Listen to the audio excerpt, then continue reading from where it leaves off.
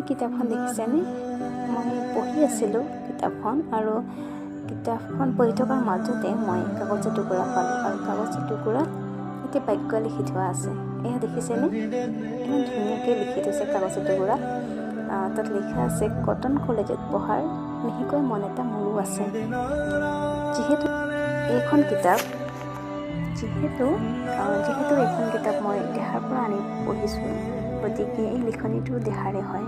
গতিকে দেহা, তোমাৰ কটন কলেজত পঢ়াৰ যি আশা, সেয়া পূৰ্ণ হওক, এয়াই কামনা কৰিছোঁ। আৰু ভালদৰে পঢ়া, নিশ্চয় আশা পূৰ্ণ হ'ব। কিতাপ পঢ়ি ভাল পাওঁ, কিন্তু এইখন কিতাপ কাৰোঁ মই দেখুৱাই দিছোঁ। এইখন কিতাপ হয় কটন কলেজ, নবীন বৰুৱাদেৱৰ। গতিকে কিতাপখন পঢ়ি বিৰাট এটা ভাল লাগিছে। কিতাপ গোটেই